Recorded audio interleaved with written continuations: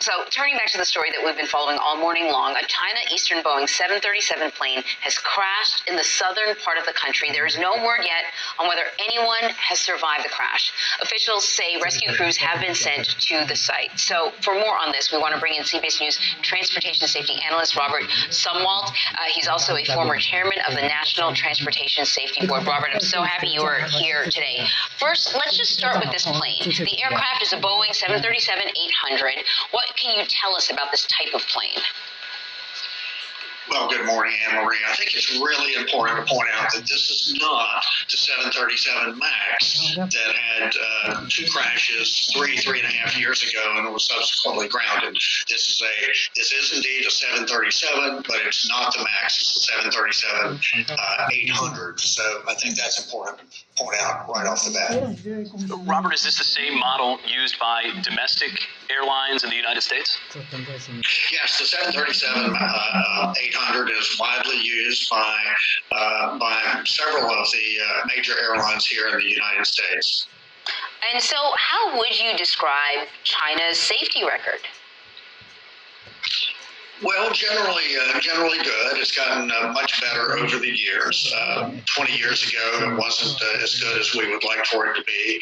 Of course, any crash is catastrophic, but over the last few years, they've been adopting most of the best practices of Western nations, such as the United States. So they do have a good safety record at this point, but that doesn't discount the fact that there's a tragedy there today.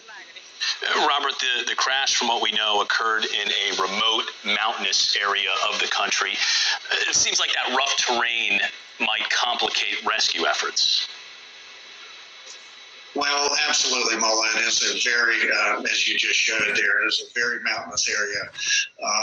I'm not optimistic that there are survivors. This airplane plunged from a high altitude, and I hate to say it, I don't think there's any survivors. As far as the ability to conduct the investigation, airplanes these days are constantly downlinking altitude information, airspeed information, all types of information. So I don't think that the ability, perhaps the inability to access the wreckage site right now will complicate the investigative efforts.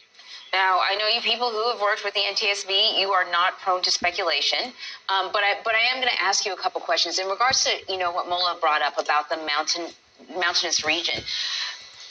Could that have an impact on this plane's flight, whether it's in relation to weather or, maybe something that we may be less familiar with that you might be aware of?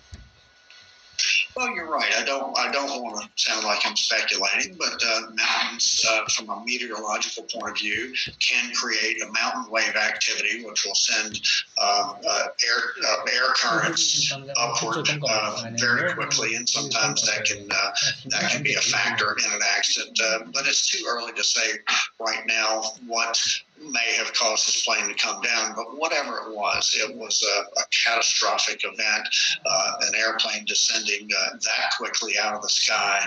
Something badly happened to cause the pilots to lose control of that airplane. Robert, this has less to do with the mechanics of flying and the plane itself, but can we expect full transparency from the Chinese in an investigation like this? Well, given that it's a U.S. manufactured airplane, the NTSB, by international treaties, should be invited to participate in this investigation. So it will be the Chinese government's investigation, but the NTSB should be a part of it. So what the Chinese government does with it, that's really up to them. But I do feel good knowing that the NTSB and Boeing and probably even the FAA will be a part of the Chinese government's investigation. Robert Sumwalt, thank you. Thank you, Paul.